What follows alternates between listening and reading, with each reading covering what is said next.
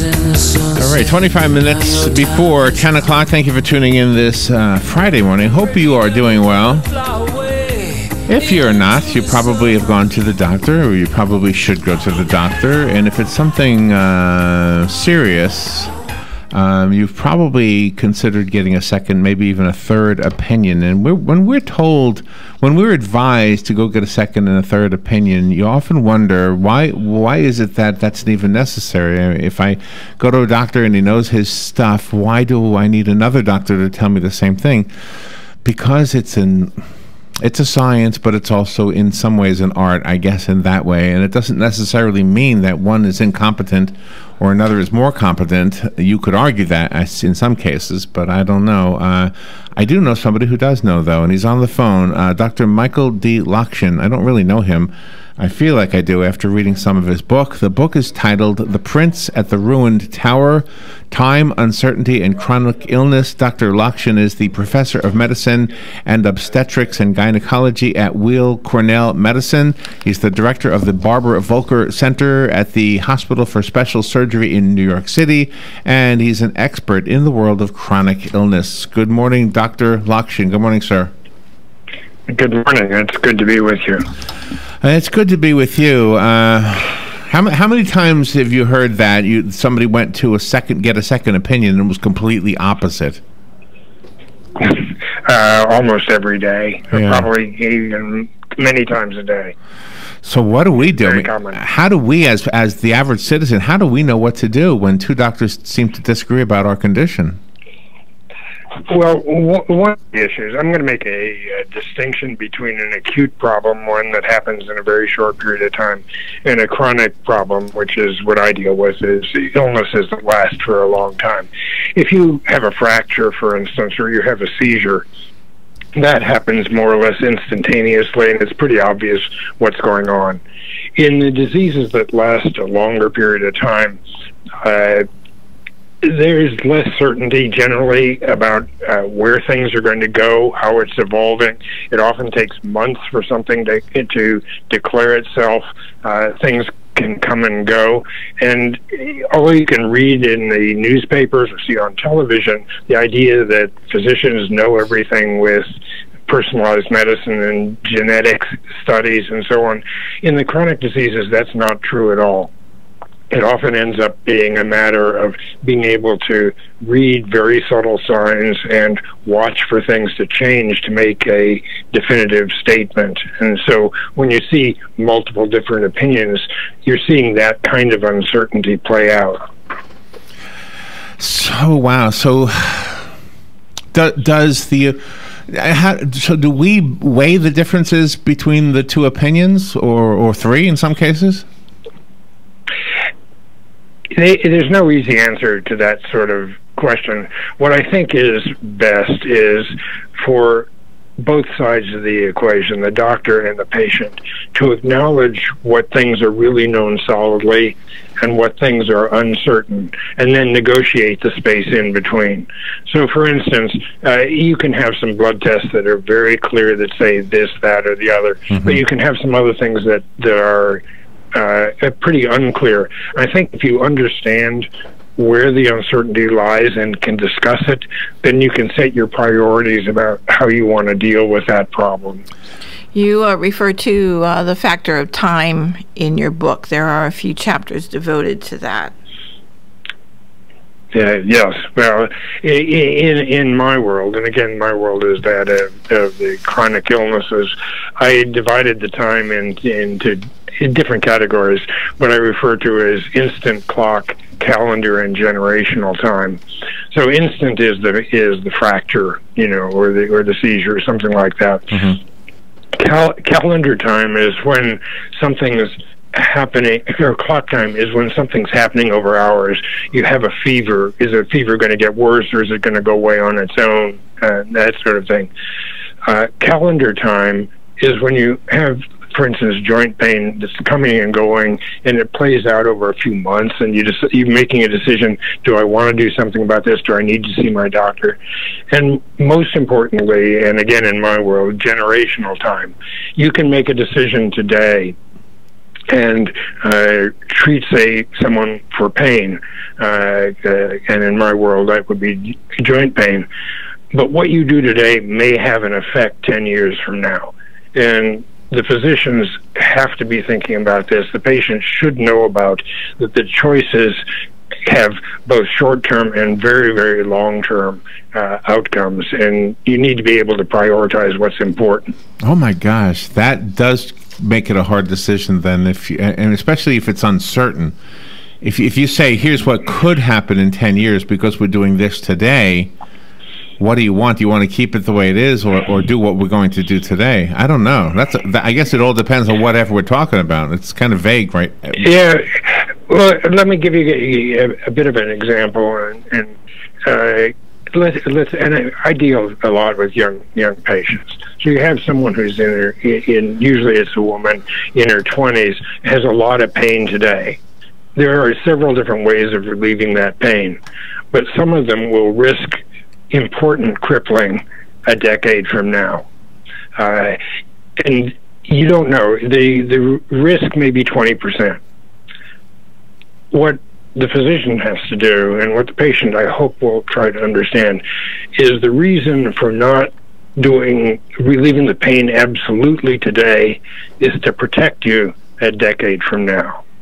And people will make different choices. Some will say, I can't stand it, get rid of the pain, I'll take my chances. That's 80%, there won't be a problem. But the other person will say, absolutely not. I have to be alive for my children, I have to see my kids graduate from school, and so on. Different people will make different choices, and I think the only way of dealing with that is to have a very open and honest conversation about what you know is going to happen, what remains somewhat uncertain, and then choose the what's best for the individual person at that time. Every once in a while, we'll hear a story. Sometimes it's people we know who have been given a prognosis. I think that's the right word, and they come out of it way better than the prognosis indicated it would be, or maybe way quicker is a better way to say that. And they always attribute it to their attitude or maybe their diet. Are those elements really as important as we the non-doctors seem to think they are? Well, I think attitude probably is. I'm less optimistic about diet, but I will tell you that I've seen people do it both ways. In terms of the attitude, in my world, the person who says, I'm not going to let this stop me, I'm going to live my life, does much better than the person who surrenders. Wow. And says, my life is over. Yeah. The outcomes are, from my point of view, extraordinarily different when someone really takes it and says, this is not who I am, I'm going to go forward. Yeah. So I've often thought, that story about salmon, male salmon, they swim upstream and they get old and die. I said to Robin, if I was a salmon and I knew that, I would never swim upstream. I'm staying here. I like that. So that would be my attitude. Yeah, I like that. But there are and there are people who do that, and there are other people who won't be stopped. In a sense, it's funny, but I have a patient who's actually been very ill, has been in the hospital several times. A young woman who, nonetheless, this has literally happened in the last week, decided she wanted to see Machu Picchu in Peru and went. And I know about this because we didn't learn about it until afterwards. She didn't tolerate the altitude and ended up having to see doctors in Peru, and we had some emails and telephone calls about that. Oh, wow. But she didn't stop. The point was that she didn't stop. She's back in New York now. She's well again. She's at sea level, and all is over. That's the kind of attitude that I really love, when someone will just say, I've got to live my life the way I want to live it. I love hearing that, and I love hearing it coming from a doctor, because we always suspect, you see movies all the time, and Hollywood can make anything look, promising. Yeah. So if you think you're dying from cancer, and you see a movie about somebody who got the same diagnosis as you, and they went on to to live 20 more years, or like, what was that movie called? Was it Bucket List or something like that? That's right. Yeah, where they went out and they did all this fun stuff, and they lived their lives, and what more can you have, other than a life, Well, that's what I like, and again, one of the points of the book is that I can't tell someone you've got 3 months to live or 3 years to live or something. All I can do is make educated guesses, and there's a huge amount that's unknown. I've seen people go from death's door to survive and be around 30 years later perfectly well. I've also made guesses that went the other way.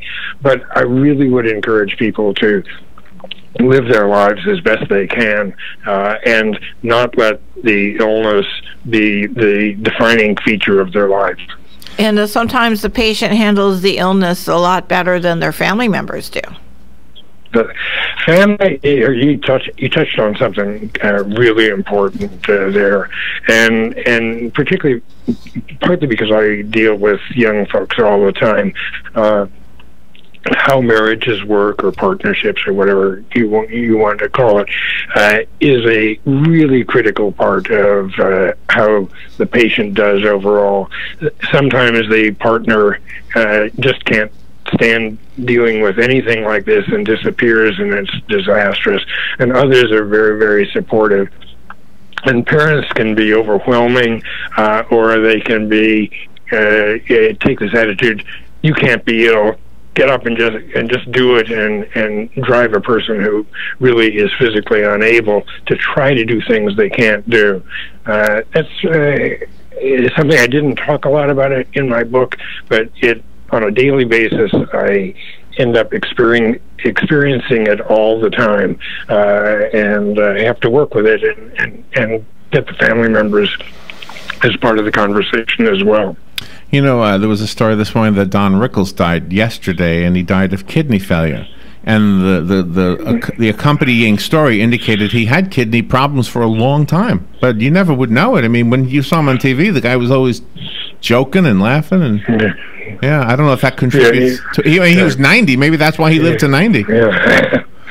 It could be. I saw the story. I didn't have any personal insights to it, but I was aware of what that was. And the fact is, I mean, if you talk, I don't know the level of his kidney failure, but for instance, I have patients who are on dialysis and still working perfectly well, and quite a number of patients with kidney transplants who travel all over the world. How do you keep your patients from giving up and seeing what you've just been expressing? I have conversations like this. I have lots of conversations like this, and as a matter of fact, again, just things that have happened. There's a young woman that I saw several years ago. I'm in New York. She moved to Boston. We sort of stayed in contact. And I've just heard that she's now in Hong Kong, and apparently the contact between us, very depressed about her status, and I literally just reached out to her by email. I'll even Skype with her to find out what's going on.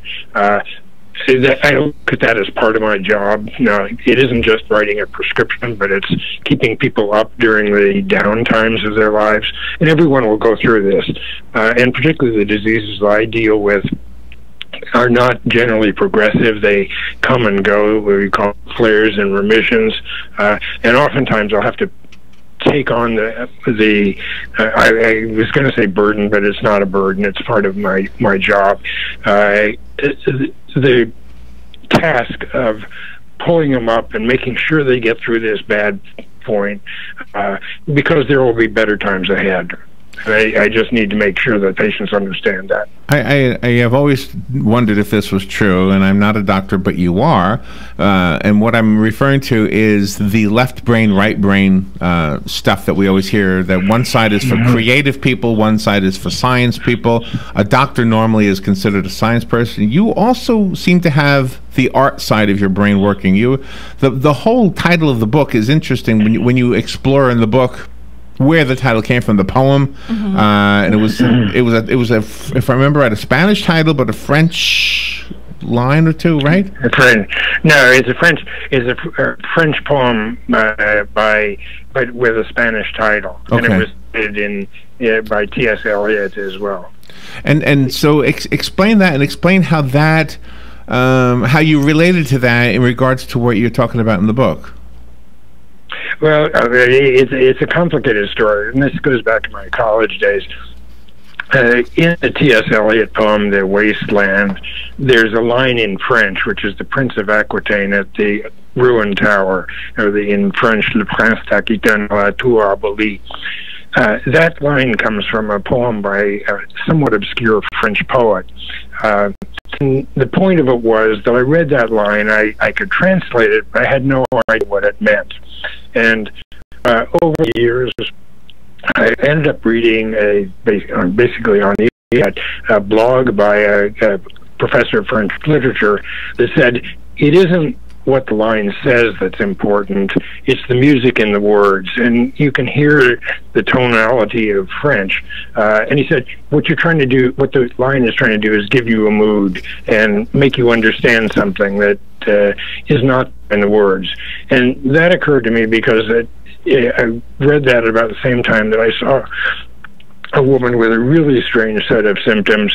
But what was even more unusual was when I was interviewing her, her eyes would turn away and she would start mumbling, not mumbling, so it was incoherent, but her voice would drop. And I was reading what I called, what I used the term, I was reading the music in the words. I was reading her body language and her eye contact to intuit that there were things she didn't want to talk about. And so I asked her directly what she was hiding, and it really opened up a complete world. And what it turned out was that she was absolutely terrified of where the conversation was going, and she was seeing things that I wasn't saying, but she was hearing anyway. And the point of the title and the point of the story is that you can't just take the facts that are on paper. You have to be able to read the music in the conversation to understand where a patient is and where they're going. Wow, that is so profound. That is so profound, and wow. And I guess if I could just take a little farther, sometimes the music is interpreted different by a different musician. So if she was interpreting the music her way, the same set of lyrics, for example, or the same written music, I might interpret a different way. And there it is. There's the attitude that we were talking about earlier. That's correct, and I think that's one of the reasons why you have to have this conversation. You can't leave it in the background all the time. The other thing that I say, and you had alluded to it in your earlier question, one of the points of medicine today is that we have to put numbers on everything. There are diagnosis codes and so on. If you stick to those numbers and only believe that what is already written down is the totality of truth, then you close your mind to imagining something different. And you'll never discover another disease, you'll never discover another way of doing things if you stick just to the written, what the textbooks tell you. How do you handle the people, for lack of a better word, when they self-diagnose? They get on the internet, they get all these facts and everything, and then they come to you and they tell you what they have. How do you handle that? It happens in Florida too. Yes, it does. That was a New York generic thing. We discuss it. I learn a lot of things. I don't scour the internet every day, but people certainly bring to me all sorts of different things, and some of it is pure garbage, and some of it is actually fairly insightful. So we discuss it. If I have an opportunity, I'll look at what they're talking about, and sometimes it'll give me an insight that I hadn't seen. Most often it doesn't, but it's a conversation that we can have. I don't think it's appropriate to dismiss that sort of searching, but you can. It takes some time, but you can sit there and negotiate what applies to you, what doesn't apply to you, and how to use that. You know, about maybe it's been 40 years ago already. I'm 62. I had a really bad congestion going on, and I went to the doctor, and I was one that never went to the doctor. So he told me that I had chronic bronchitis, and I said, well, what does that mean? He says, well, it means you're probably going to have it the rest of your life. And you know, my first thought was, you're wrong. I'm going to beat this, and I'm never going to have it again. And I often wonder if I still have it a tiny bit, because I'll be sleeping and I'll hear the little whistles going off in my throat. but more or less, it hasn't affected me. In other words, maybe I have it, but I don't even notice it, or I don't pay attention to it, or whatever. So I don't know if my attitude helped me or not. It's just the way I am. Well, I'd say bravo for you. That's the way to be. Did you find any challenges when you were writing this book? Well, you know, the biggest challenge that I had, it started when I was teaching a course at the medical school, and I wanted to tell the medical students that we didn't know everything, and there were lots of areas of uncertainty. And what I found was that the students really didn't want to hear that. Oh. They want to be told, here's what the fact is, and here's what you should do. I'm not sure that I still yet have figured out how to do that.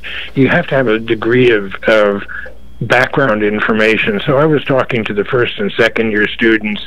I'm still working on how to get that idea across, not let students get the idea that everything is known and you can just rubber stamp everything that you do. And you ask if challenges, that's been my biggest challenge along the way. Oh, my. This is a fascinating conversation. I want to tell you another thing. My brother is a veterinarian, and one time he was telling me that he tells his patients the worst possible scenarios so that if he's wrong, at least they're not disappointed, you know? And so my own dog, was run over by a UPS truck one day, and he did all the surgery necessary to keep her alive. And I said to him, do you think she's going to die? And he goes, yeah, probably. And I remembered he said, wait a minute, I always give the worst possible scenario. But I had false hope because she did die. He was right about that. So, yeah, it was one of those. Yeah. Yeah, that attitude occurs in medicine in a sense that's sort of protective against lawsuits more than anything else. I'm not much a believer in that. I'm much more prone to tell people what I think is going to happen. I tend to give them the entire scenario, but then I give a number, say this is 20% chance of this or that, but there's no easy answer to it. But I don't like just automatically giving bad prognoses. The story behind the title, to me, was just as awesome as the information in the book. So congratulations on that. The book is called The Prince at the Ruined Tower. Dr. Michael D. Lockshin, Lockshin. Go online and find it. Do you have a website dedicated to yourself or the book? Yes, it's www.michaellockshin. That's my first name. My last name is Lockshin, no space or punctuation.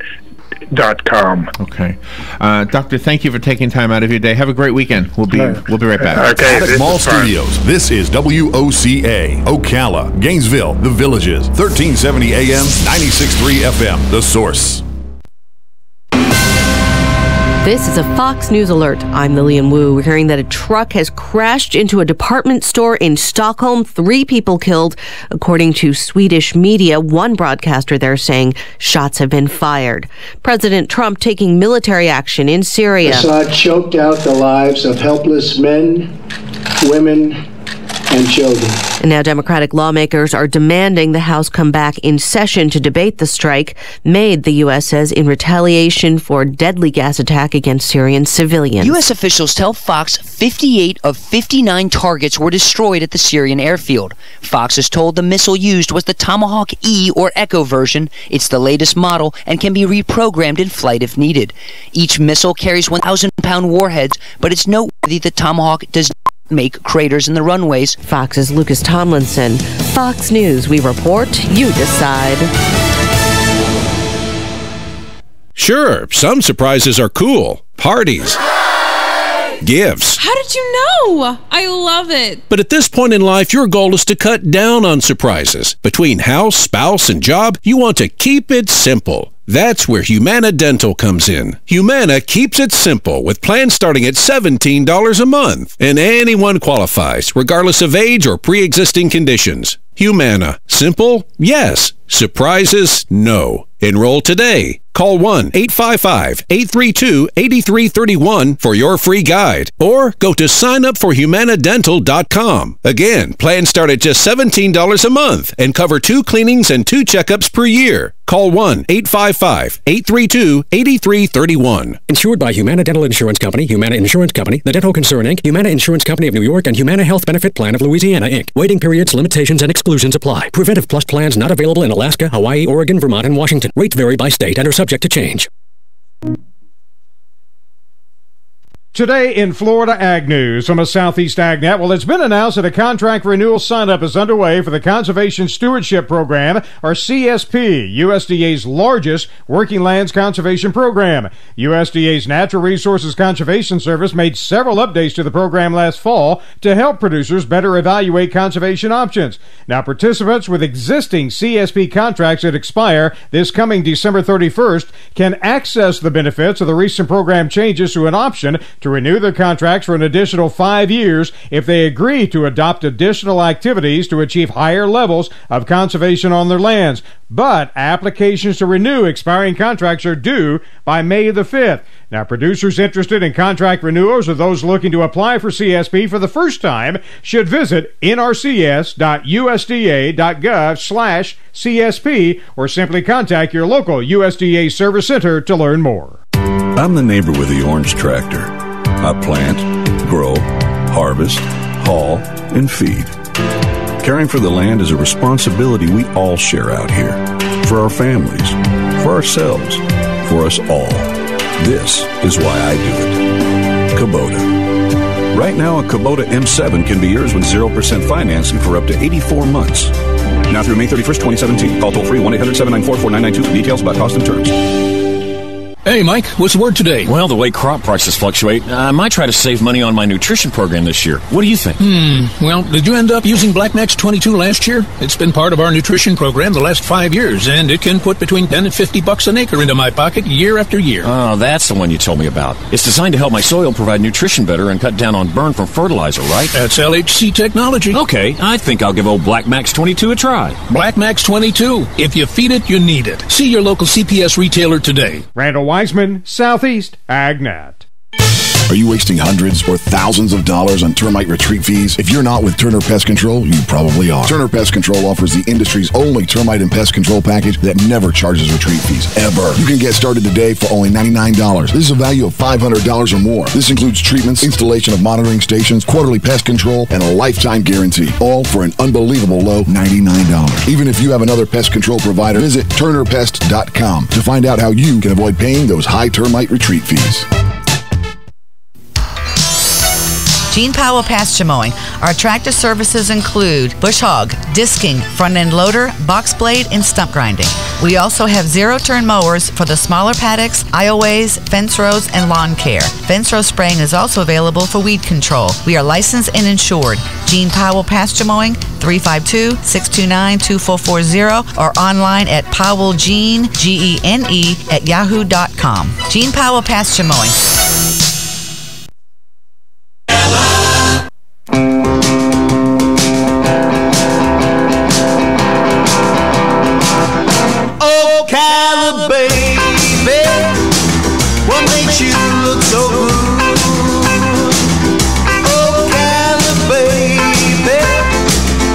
what makes you look so good?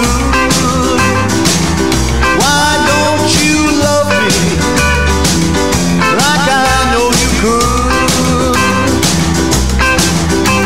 Everybody tells me how the rock and roll